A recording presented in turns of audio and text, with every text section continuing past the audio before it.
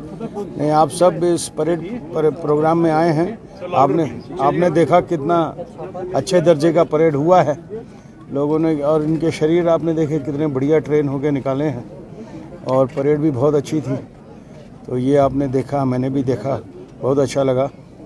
और ये आज से इनकी ट्रेनिंग कंप्लीट हो गई। अब ये सैनिक बन गए हैं पूरी तरह, अपनी अपनी यूनिटों में जाएंगे।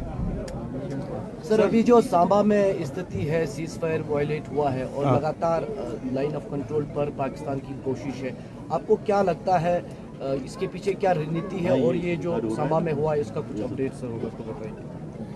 ये दो तीन बार हमारी पोस्टों पे उन्होंने आक्रमण किया है, हमारे सैनिकों को निशाना बनाते हुए, लेकिन हमारे सैनिकों ने चौकन्ने रहकर अच्छी तरह उसका मुकाबला किया है। और सुनने में आया है उस तरफ काफ़ी नुकसान शायद हुआ है, अभी इसकी पुष्टि नहीं हुई है। तो सर, इसका इम्पैक्ट पड़ेगा जो सीज फायर एग्रीमेंट चल रहा है 2001 से, तो क्या लग रहा है आपको कि क्योंकि लगातार पिछले कुछ समय से 2 हफ्तों से या उससे ज़्यादा 2 हफ्तों से ऐसा हो रहा है, इसके पीछे क्या कारण है अभी पता नहीं चला है। इसके बारे में बातचीत चल रही है, बस जैसे ही उसको पता चलेगा फिर आगे की रणनीति तय की जाएगी। Sir, has the soldiers succumbed to the injuries? We are getting some reports that he was. Yes, today he was not well. He has been hurt. उसके गोली लगी है, अस्पताल में ले गए हैं। तो अभी पूरी तरह कह पाना मुश्किल है कि क्या है लेटेस्ट।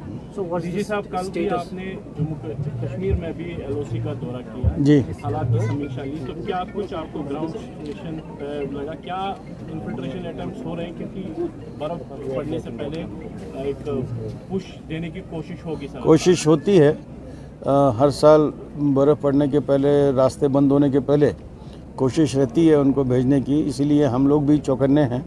मैं भी कल इसलिए एलओसी आपने जैसे बताया उस एरिया में गया था, अपने सैनिकों से मिला और आर्मी के अफसरों से भी मिला हूँ, तो वो सब भी चौकन्ने हैं। और कोई इन्फिल्ट्रेशन होने का प्रयत्न होगा तो उसे हम निस्तेनाबूद करेंगे। डीजी साहब, चूँकि my colleagues asked the question about infiltration, हम देख रहे हैं पिछले 1.5 महीने से तकरीबन जो कोशिशें की जा रही है, या आज नाइट में जो रामगढ़ से साइड से हुआ है, जहां अभी फार्मर्स भी हार्वेस्ट क्रॉप नहीं कर पा रहे due to the heavy firing, schools में भी थोड़ा सा सिक्योरिटी का इशू हुआ। यहाँ से रिसेंटली 1 हफ्ता पहले कुछ इंसिडेंट्स यहाँ पे हुए जिसमें एक इंस्पेक्टर अभी वो क्रिटिकल है, एक मजदूर भी मारा गया खद्दा साइड से, और उसके बाद एक पुलिस कांस्टेबल। तो हम कह सकते हैं अभी मिलिटेंसी इतनी ओवर भी नहीं हुई है, उसको भी इतना इजी नहीं लिया जा सकता है। अभी भी मूवमेंट्स हैं या जो इन्फिल्ट्रेशन है उनका यही पर्पज़ है कि उसको यहाँ कंटिन्यू कराया जाए। तो आपका सवाल क्या है?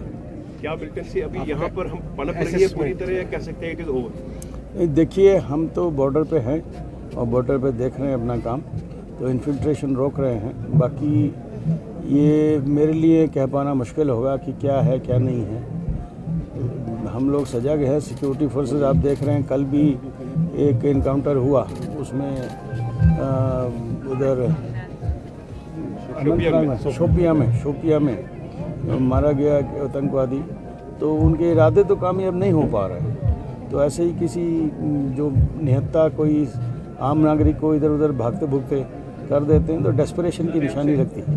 तो कोई मेजर हलचल दिखाई दे रही है अक्रॉस द बॉर्डर, जो आप बॉर्डर पे बोल रहे हैं बीएसएफ की वजह से, तो कोई मेजर हलचल दिखाई दे रही है? नहीं, ऐसी कोई हलचल नज़र नहीं आ रही है, बट जो भी हलचल होगी वो तो छुपा के ही करेंगे, नज़र आते हुए तो नहीं करेंगे। सांबा सेक्टर में जो कुछ कल रात में हुआ है, क्या इसके एस्केलेट होने की संभावना है? क्योंकि इससे पहले भी पाकिस्तान की तरफ से 1-2 बार इस तरीके से सीज फायर का उल्लंघन हुआ है, खासतौर पर अंतर्राष्ट्रीय बॉर्डर पर जम्मू कश्मीर में।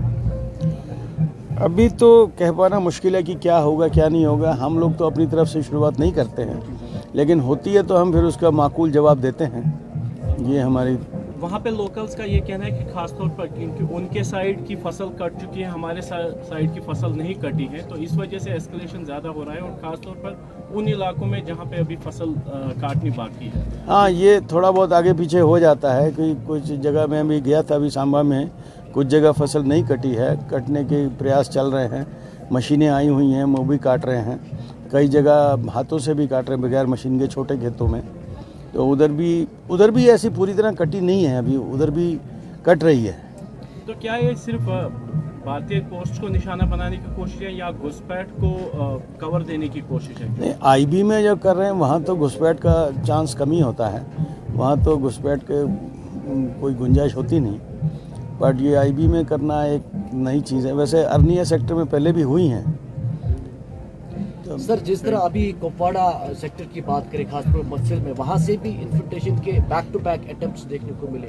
आपको क्या लगता है, जिस तरह आतंक पर प्रहार सुरक्षा बलों की तरफ से चलाया गया हिंटरलैंड में खासतौर पर, और घुसपैठें बैक टू बैक नाकाम हो रही थी, तो अब बर्फबारी, खासतौर पर बारी होने से पहले क्या प्रयास है कि यहाँ पुश किया जाए? वो हर साल ही होता है। टेररिस्ट की संख्या बताया जा रहा है ज़्यादा है अभी एक्टिव अगर कहें। वो तो हर साल बारिश के जब ये स्नोफॉल होता है तो रास्ते बंद होते हैं, उसके पहले मैक्सिमम घुसाने की कोशिशें हर साल होती हैं और हर साल हम उसको नाकाम करते हैं। तो वो भी इस साल भी हो रहा है, कोई फ़र्क नहीं है। Thank you. Okay, thank you.